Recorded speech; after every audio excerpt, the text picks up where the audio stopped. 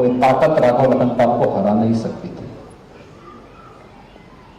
और इसीलिए मैं आपसे आह्वान करने के लिए आया हूं कि सबसे पहले मैं आप सबका ही आह्वान करने के लिए आया हूं। हम चुनावी सभाओं में आएंगे क्योंकि आपके वोट की कीमत है।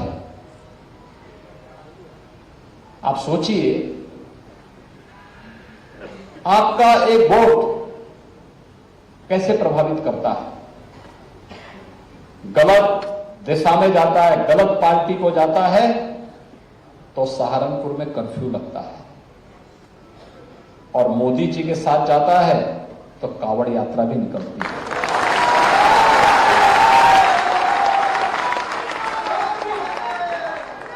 आपका एक वोट गलत दिशा में जाता है तो सहारनपुर अराजकता की भेंट चढ़ता है, और अगर मोदी जी के साथ जाता है तो यही सहारनपुर आस्था का सम्मान करने वाला सहारनपुर बन जाता है।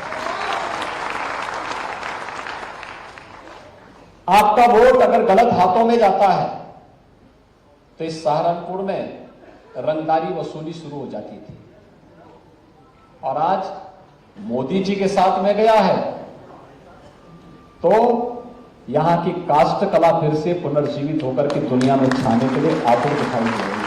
ये हमारा हस्तशिल्पी कारीगर, ये किसी भी जाति, किसी भी मत और मजहब को मानने वाला होगा, लेकिन पहचान तो सहारनपुर को दे रहा है, पैसा सहारनपुर में आ रहा है, विकास सहारनपुर का हो रहा है, और सहारनपुर का विकास होगा तो प्रदेश का विकास अपने आप हो जाएगा।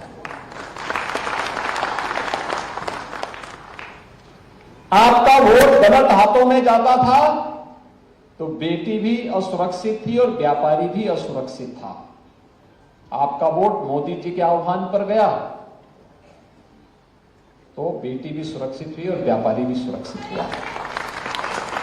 और इसीलिए आज मैं आपके पास आया हूं आपसे कहने के लिए कि एक और जहां सुरक्षा का माहौल बनाने का कार्य हुआ है, सुरक्षा और समृद्धि आप सबका आह्वान करने के लिए आई है, संस्कृति की अभिवृद्धि हो रही है, वह एक आपके लोकतांत्रिक अधिकार के कारण। आपका लोकतांत्रिक अधिकार आपको तय करना होता है कैसे इसका इस्तेमाल करना है। गलत दिशा में जाएगा तो उसके परिणाम के भुक्तभोगी हमें ही नहीं, आने वाली कई पीढ़ियों को बनना पड़ेगा। और सही दिशा में जाएगा तो आपने बदलते हुए भारत को देखा है। 10 वर्ष में हमारा भारत बदला है। एक नए भारत का हम दर्शन कर रहे हैं। एक नया भारत, दुनिया के अंदर भारत के पासपोर्ट की कीमत बढ़ी है, भारत का सम्मान बढ़ा है। 140 करोड़ का भारतवासी आज दुनिया के अंदर कहीं जाता है तो सम्मान के साथ देखा जाता है, और नहीं तो 2014 के पहले भारत के नागरिकों को शक की निगाहों से देखा जाने लग गया था। शक की निगाहों से देखा जाता था। ये शक की निगाहों से देख करके देश के माहौल को जिन लोगों ने खराब करने का प्रयास किया था उस समय, ये वही लोग हैं जो लोग जाति के नाम पर वोट तो लेते थे लेकिन अव्यवस्था पैदा करते थे देश के अंदर। देश की पहचान को 140 करोड़ लोगों के सम्मान के साथ खिलवाड़ करते थे, और आज 140 करोड़ लोग दुनिया के अंदर कहीं जाते हैं तो सम्मान की निगाहों से देखे जाते हैं। ऐसे ही देश की सीमाएं 14 के पहले असुरक्षित थी, आज देश की सीमा पूरी तरह सुरक्षित है। आंतरिक सुरक्षा की स्थिति बेहतर हुई है।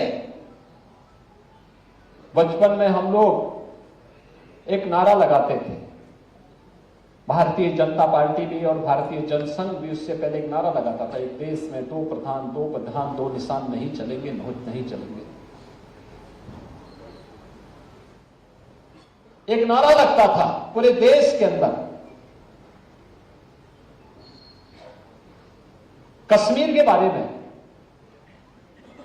कि जहां हुए बलिदान मुखर्जी वह कश्मीर हमारा है। कारण था क्योंकि कश्मीर में धारा 370 थी और उसका दुष्परिणाम क्या था? उग्रवाद। पत्थरबाजी की घटना से हमारा जवान आहत होता था, घायल होता था, सरकारें आंखों में पट्टी बांध करके मौन रहती थी। और जवान तो हमारे किसी के घर के गया हुआ जवान है, लेकिन आज आपने बदलते हुए भारत को देखा है। कश्मीर में न केवल धारा 370 समाप्त हुई, बल्कि उग्रवाद और आतंकवाद की समस्या का समाधान भी प्रधानमंत्री मोदी जी के नेतृत्व में हो गया।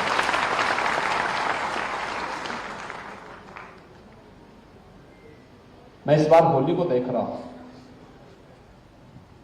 पिछले 15 दिनों से उत्तर प्रदेश के अंदर अलग अलग जगहों पर आप देखते होंगे, मथुरा, वृंदावन, बरसाना, गोकुल, बरसाना, नंदगांव, 15 दिनों तक होली चलती है। काशी में भी होली का आयोजन बड़ा होता है, अयोध्या में भी होता है। अलग अलग जनपदों में अलग अलग तरीके से लोग होली मनाते हैं। गत वर्ष तक हम लोग गाना सुनते थे अयोध्या में, होली खेले रघुबीरा अवध में, होली खेले। अब आप सोचिए, मैं सोचता था कि गाना तो हम गा रहे हैं, क्या सचमुच अयोध्या धाम में रामलला है क्या? 500 वर्षों के बाद पहली बार रामलला ने अयोध्या में होली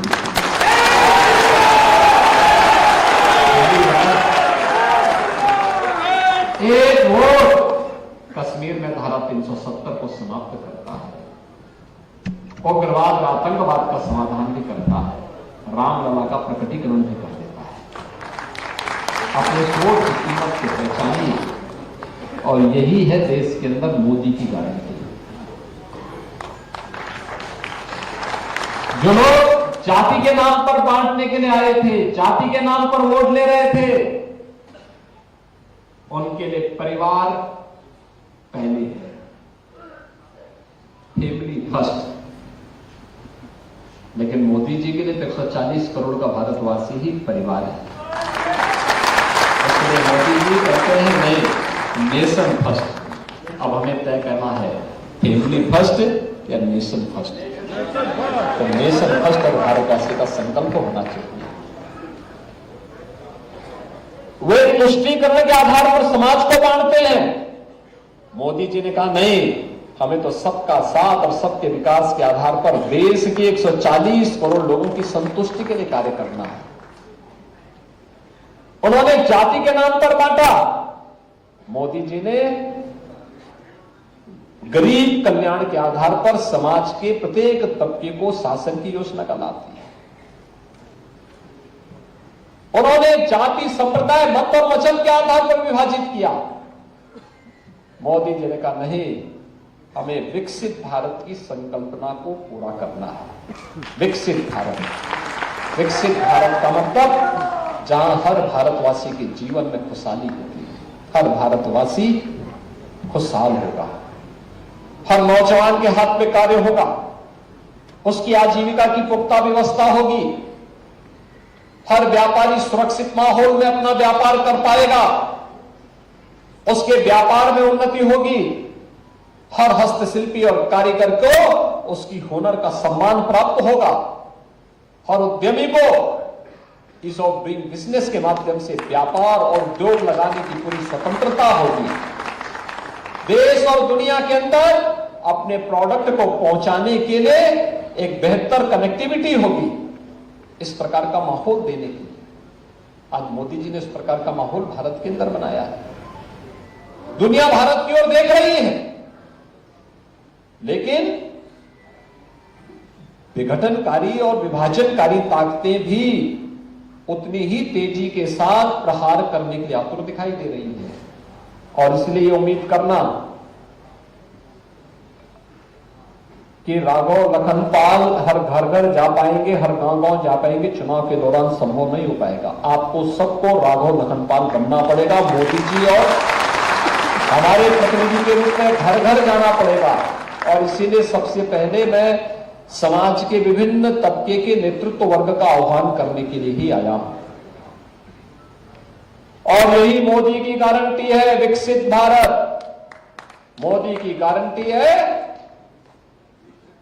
इसका मतलब 12 करोड़ अन्नदाता किसानों को किसान सम्मान निधि। मोदी गारंटी का मतलब 4 करोड़ गरीबों को सिर ढकने के लिए प्रधानमंत्री आवास योजना, 2.5 करोड़ घरों को मुफ्त में बिजली का कनेक्शन, 10 करोड़ गरीबों को मुफ्त में उज्ज्वला योजना का रसोई गैस का सिलेंडर, 60 करोड़ लोगों को 5 लाख रुपए की स्वास्थ्य बीमा का कवर। मोदी की गारंटी का मतलब बिना भेदभाव के उत्तर प्रदेश के अंदर 15 करोड़ और देश के अंदर 80 करोड़ लोगों को फ्री में राशन की सुविधा का लाभ देना।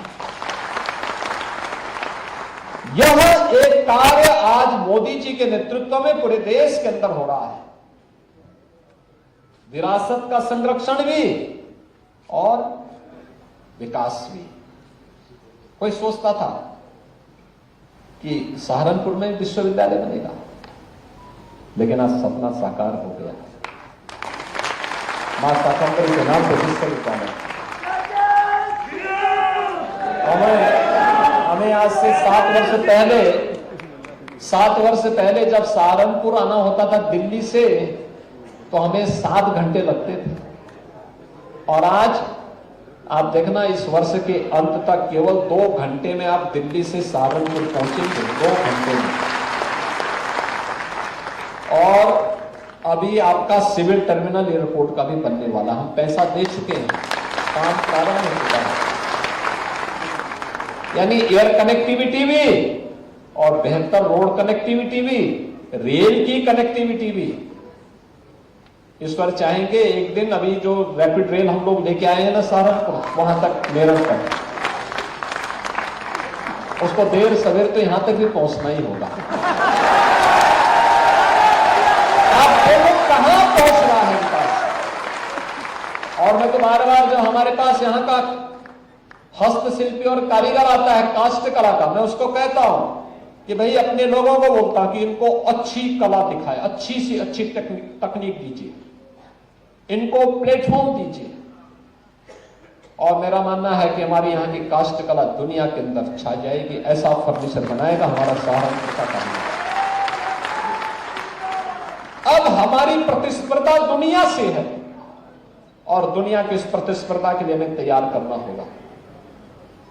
यह कार्य आज सहारनपुर में हो रहा है। यहां का फर्नीचर छा रहा है। वन डिस्ट्रिक्ट वन प्रोडक्ट के माध्यम से हम लोगों ने उसको एक पहचान देने का कार्य किया। जब अच्छी सरकार आती तो अच्छा अच्छा सब काम होता है, अच्छे लोग कार्य करते हैं। और हमने सुरक्षा की पुख्ता व्यवस्था की। एटीएस का सेंटर हमने बनाया है, यहां पे आपका देवबंद बनेगा। देखो मां शाकंभरी के नाम पे विश्वविद्यालय बनेगा तो देवबंद में एटीएस का सेंटर भी बनेगा। ये भी हमने पुख्ता व्यवस्था कर दी। और इसीलिए मैं आपका आह्वान करने के लिए आया हूं, आप पूरी तैयारी के साथ काम करिए, राघव लखनपाल बनिए। चुनावी सभाओं में तो हम लोग आएंगे, लेकिन आपको घर घर जाकर के, क्योंकि केवल आपके लिए 20-21 दिन का समय बाकी है। 20-21 दिन के अंदर आप यहाँ के चुनाव का परिणाम, और मैं चाहता हूं पिछली बार का बदला लेने का अवसर आपके पास है। इस बार पूरी मजबूती के साथ भारतीय जनता पार्टी के प्रत्याशी को, लोकप्रिय प्रत्याशी को, राघव लखनपाल को विजयी बनाने का नेतृत्व आपको लेना है। हमारा ये मंच यहां पर जो है ना, यह आपके पीछे खड़ा होगा। अलग अलग तबकाधिवक्ता समुदाय अपने तरीके से, चिकित्सक समुदाय अपने तरीके से, व्यापारी समुदाय अपने तरीके से, चैम्बर वाले अपने तरीके से काम करेंगे, इंडस्ट्री वाले अपना करेंगे, ओडी-ओपी वाले अपना करेंगे, अलग अलग डीलर्स एसोसिएशन अपना करेगा, अलग अलग तबके के लोगों के द्वारा, शिक्षक अपना अलग, और पूरी मजबूती के साथ सबका लक्ष्य एक ही है कि जो देश के अंदर आवाज की है कि फिर एक बार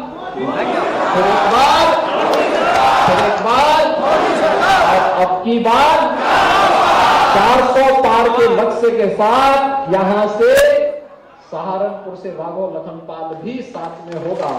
इस संकल्प के साथ हम सबको आगे बढ़ना है, और मैं यही आह्वान करने के लिए आपके पास आया हूं। मुझे बहुत प्रसन्नता है कि आपने उत्साह दिखाया है, सहारनपुर आज विकास की एक नई ऊंचाइयों को छूता हुआ दिखाई दे रहा है और मुझे बहुत अच्छा लगता है कि सहारनपुर में अब स्वच्छता भी अच्छी दिखती है, सहारनपुर में अच्छा कार्य भी हो रहा है, सहारनपुर विकास की नई बुलंदियों को छूता हुआ आगे बढ़ रहा है और इससे भी अच्छा कार्य यहाँ पे होना है। आप सबके प्रति मेरी शुभकामनाएं, धन्यवाद। जय जय सीताराम। माता की